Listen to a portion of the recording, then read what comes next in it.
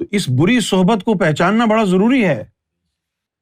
ظاہر میں لگے گا آپ کو کہ آپ روحانیت کی باتیں کر رہے ہیں اور بڑے بڑے راز کھولے جا رہے ہیں، بڑے عاشق بن گئے ہیں آپ، لیکن وہ آپ کا ایمان بھی کاٹ دیں گے۔ ایک فارمولہ یاد رکھیں،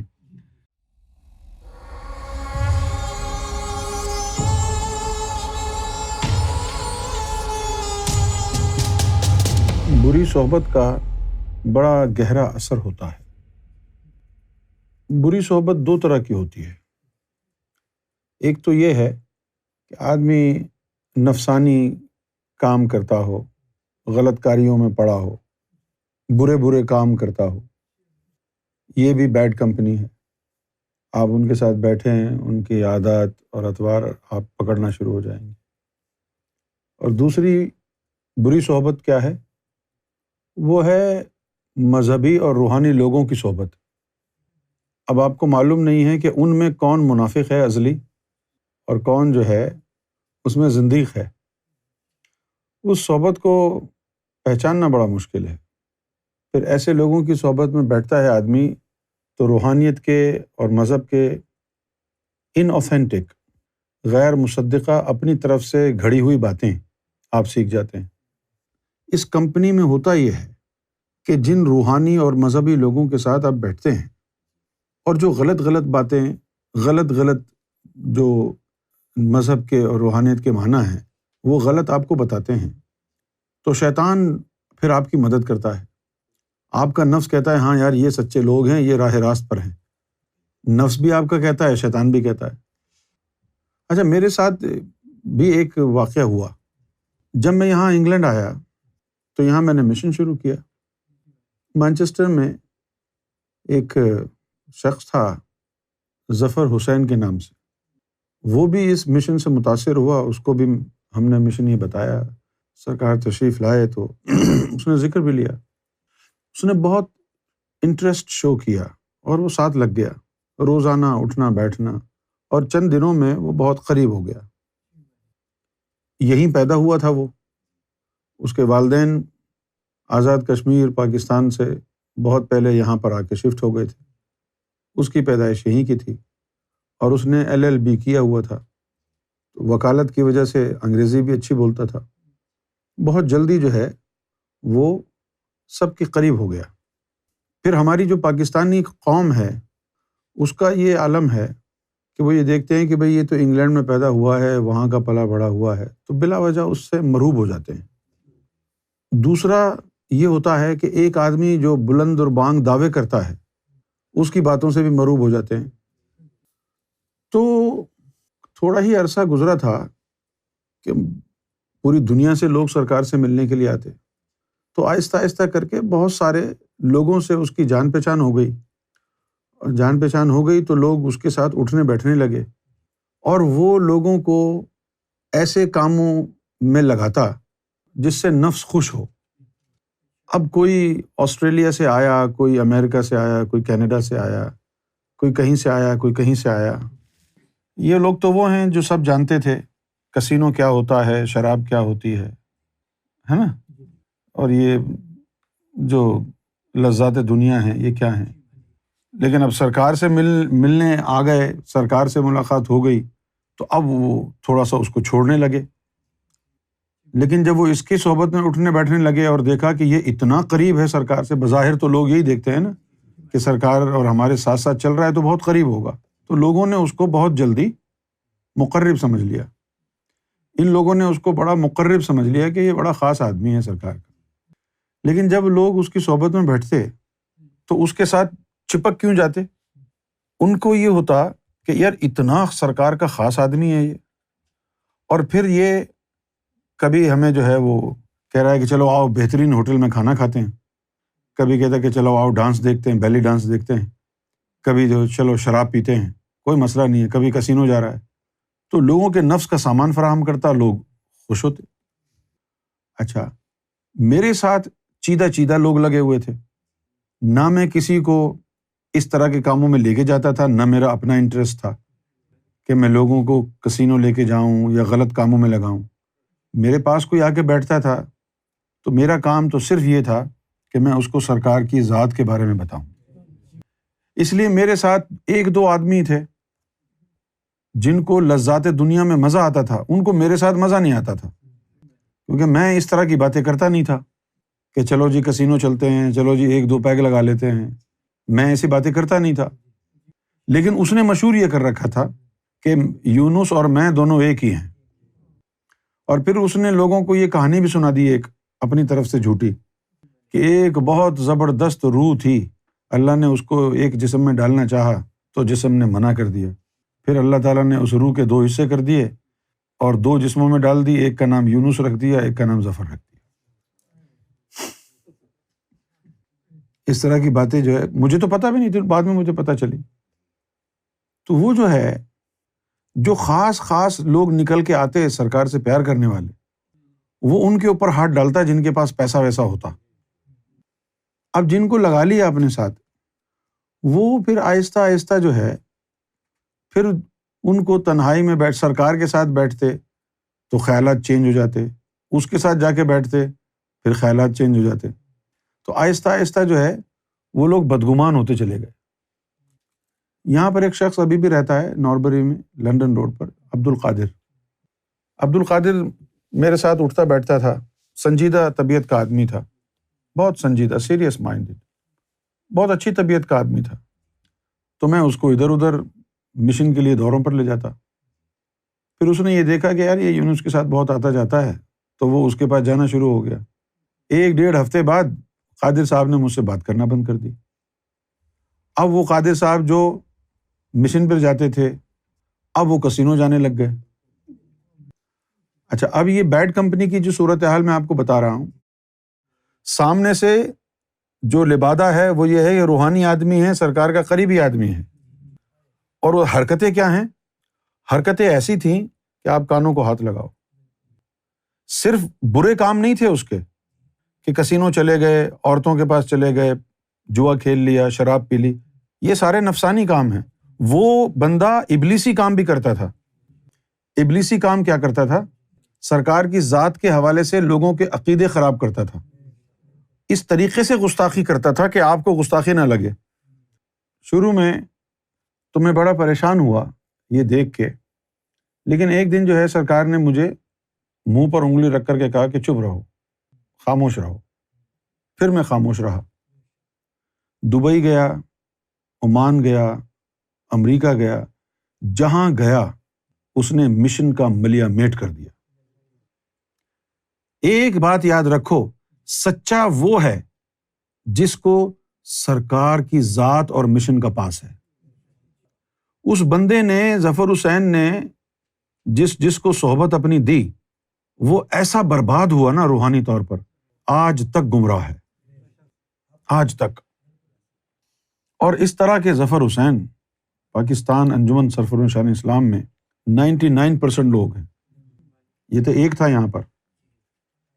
یہ ساری بیڈ کمپنی ہے جو بظاہر کہتے ہیں ہم مذہبی لوگ ہیں، روحانی لوگ ہیں، ہم سرکار کے عاشق ہیں، لیکن اندرون خانہ وہ ہر وہ چیز تمہارے دل سے نکال کے پھینک دیں گے جو تمہیں سرکار کے قریب لے جائے گی۔ اپنی پوجا کرائیں گے، مال کھینچیں گے، تمہاری جیبیں خالی کرائیں گے، تم کو غلط کاموں میں لگائیں گے، اور نفس بھی تمہارا خوش ہوگا، ہاں یہ سچا آدمی ہے۔ اور جو تمہیں حقیقت سمجھائے گا، رب کی طرف لے جائے گا، اس کے خلاف وسوسے ڈالے گا شیطان۔ تو بیڈ کمپنی جو ہے ہمارے ارد گرد بہت ہے، اور ہم کو حقیقت یہ پتہ چلی ہے کہ رب کا بندہ وہ ہوتا ہے جو باطل دکھا کر بھی بندے کو رب سے ملا دے، اور ایک بندہ وہ ہوتا ہے جو حق دکھاتا ہے، حق بتاتا ہے، لیکن باطل سے ملا دیتا ہے۔ سچ بولنا بہت اچھی بات ہے، لیکن سچ بولنے کا وقت ہوتا ہے۔ پہلے لوگوں کو تیار کیا جاتا ہے سچ کے لیے، جب ذہنی طور پر وہ تیار ہو جائیں، قلبی طور پر تیار ہو جائیں، پھر حق بتایا نہیں جاتا، ان کے سینوں میں اتارا جاتا ہے۔ تو بیڈ کمپنی کو جاننا، پہچاننا یہ بڑا ضروری ہے، لیکن کون بتائے گا اور کس کی بات پہ تمہیں یقین آئے گا؟ اسی لیے کہا گیا ہے جو تمہارا گائیڈ ہو، جو تمہارا رہنما ہو، جو تمہارا رہبر ہو، وہ جو نصیحت کرتا ہے آنکھ بند کر کے اس کو مان لو اور اس کو سنو. تمہاری سمجھ میں نہیں آئے گا لیکن عمل کرو. جب آگے چلو گے کچھ عرصہ گزرے گا پھر دعائیں دو گے کہ اس نے ہم کو گمراہی سے بچایا تھا. لیکن ہمارے لوگوں میں عادت یہ ہے، ان کو ہنٹ دینا کہ یار فلاں بندے کے ساتھ زیادہ اٹھو بیٹھو مت، تو سوال کرتے ہیں کیوں، کیا وہ برا ہے؟ یار تم کو بولا ہے نہیں بیٹھو تو نہیں بیٹھو. نہیں، ہم کو بتائیں نا. یہ طریقہ نہیں ہے ہدایت لینے کا، یہ غلط ہے یہ. تو یہ بری صحبت کے بڑے گہرے اثرات ہیں.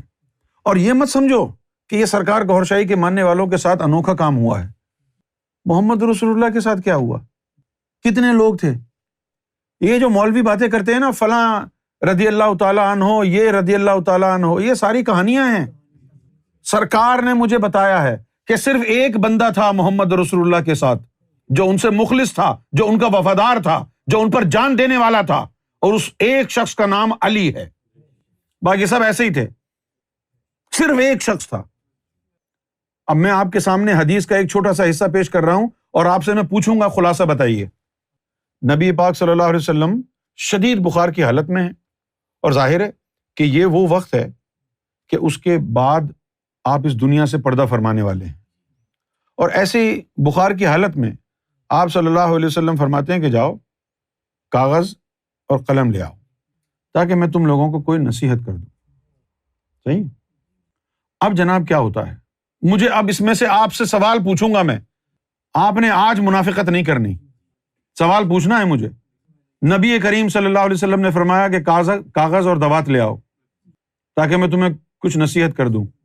عمر بن خطاب تلوار لے کے کھڑے ہو جاتے ہیں، کہتے ہیں آپ کی نصیحت کی ضرورت نہیں ہے، دین مکمل ہو گیا ہے، قرآن اللہ کا کلام ہمارے لیے کافی ہے، اور آپ کے اوپر تو بخار کی وجہ سے ہی جان طاری ہے، نہ جانے کیا بول دیں آپ. تو پھر کیا ہوا؟ سب سے پہلے تو یہ مجھے بتائیں کہ جو شخص تلوار لے کے کھڑا ہوا اور محمد رسول اللہ کی بارگاہ میں یہ گستاخیاں کی کہ ہمیں آپ کی نصیحت کی ضرورت نہیں ہے، یہ سارے جو آج مولوی بیٹھے ہوئے ہیں، اگر یہ واقعی حرام کے نہیں ہیں، حلال کے ہیں، تو مجھے بتائیں کیا یہ اسلام ہے، کیا یہ مسلمانیت ہے کہ کوئی اپنے نبی کے لیے یہ الفاظ استعمال کرے کہ آپ پر ہیجان کی کیفیت طاری ہے، قرآن ہمارے لیے کافی ہے، آپ کی نصیحت کی ضرورت نہیں ہے، نہ جانے آپ کیا بول دیں. منافقت نہیں کرو، سچ بولو. اور اس کے بعد کیا ہوتا ہے؟ صحابہ کرام دو گروہ بن جاتے ہیں. ایک عمر بن خطاب کی حمایت میں کھڑا ہوتا ہے، دوسرا مخالفت میں. اب بتاؤ وہ کون لوگ تھے؟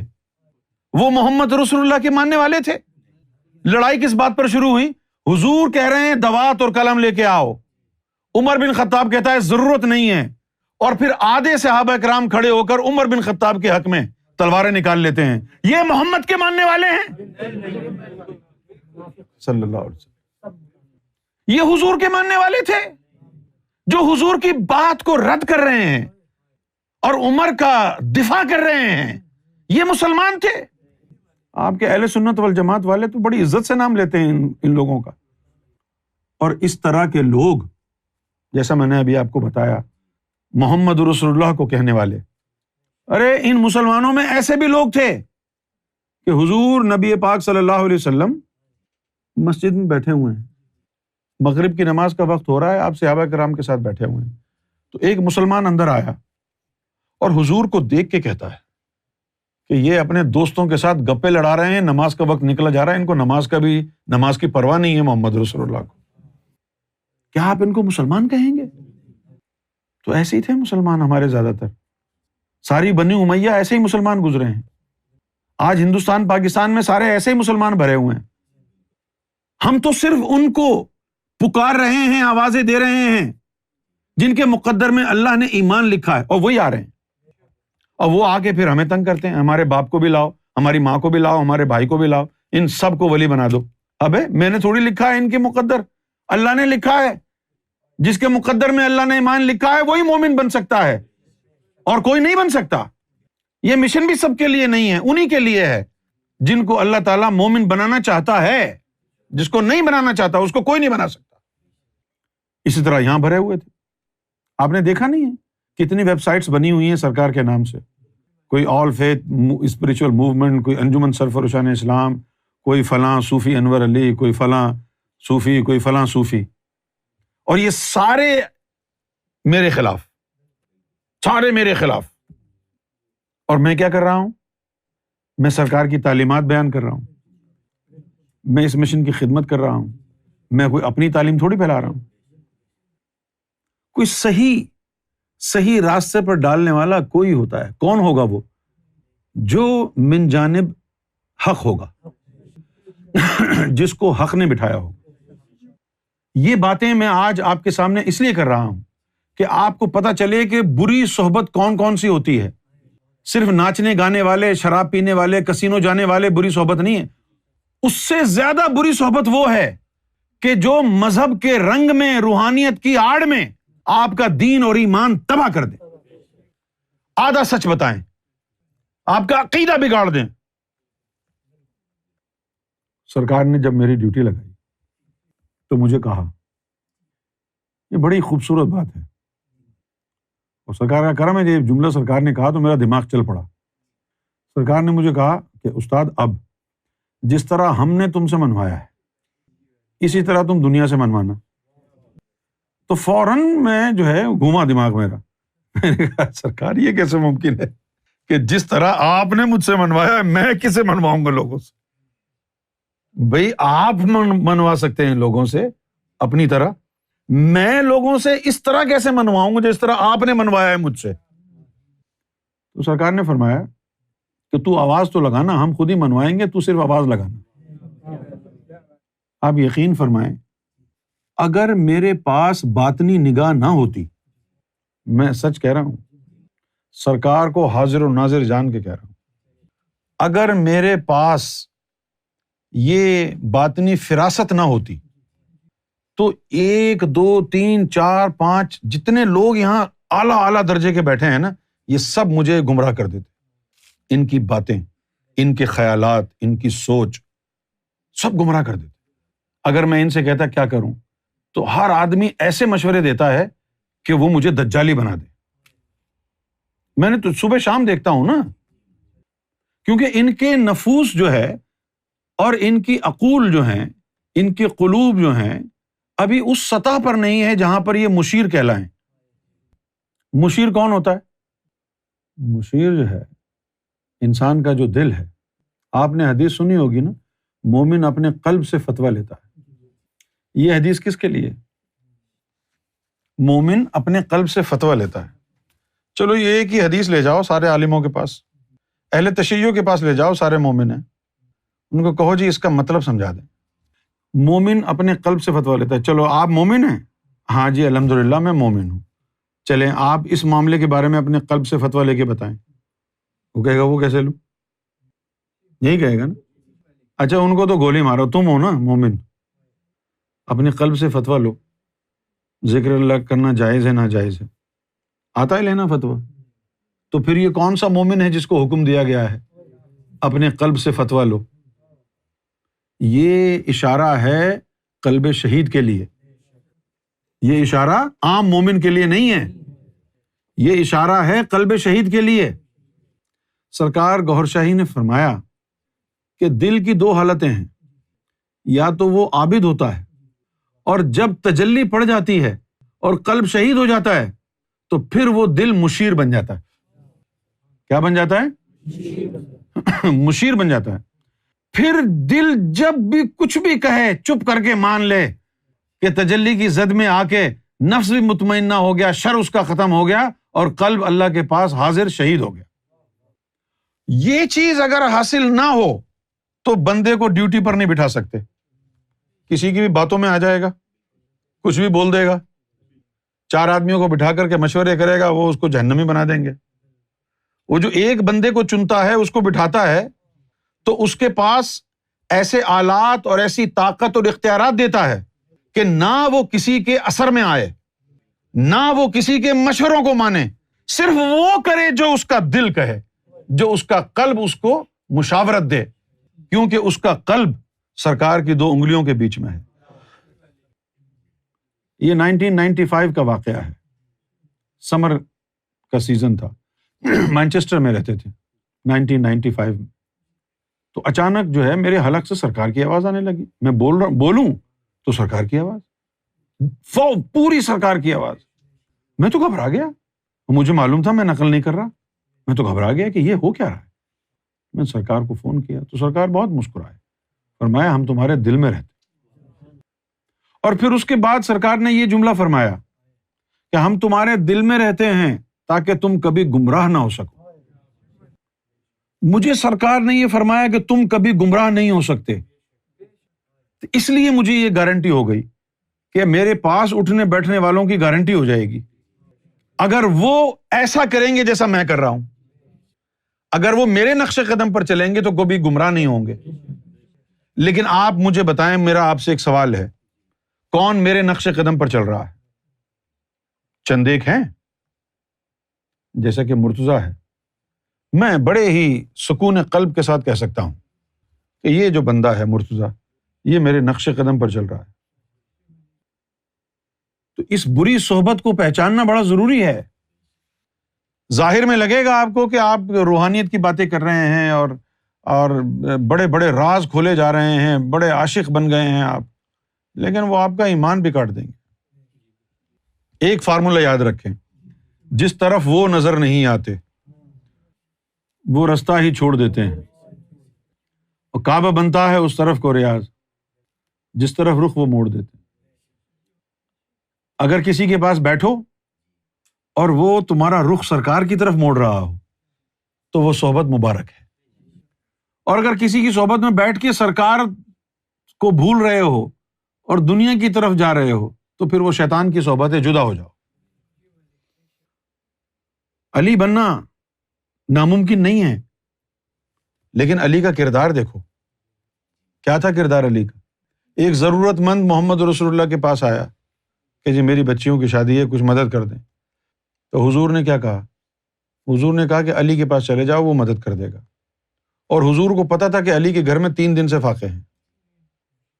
لیکن یہ واقعات سننے کے بعد ہم اختیار کرتے ہیں، ان باتوں کو اپنے کردار کا حصہ بنانا چاہتے ہیں. ابھی یہ واقعہ سن کے آپ جائیں گے اور پھر میں کہوں گا یار کچھ مہمان آ رہے ہیں، سلیم بھائی یار 1 مہینے اپنے ساتھ رکھ لیں. نہیں یار وہ تو مسئلہ ہو جائے گا. ابھی تو یہ واقعہ سنا تھا تم نے، تو پھر کیا ملے گا رب سے؟ اختیار کرنی پڑے گی روحانیت. یہ واقعات سنائے اس لیے نہیں جاتے کہ آپ سنیں سبحان اللہ کہہ کے بھول جائیں، ان کو اپنانا پڑتا ہے.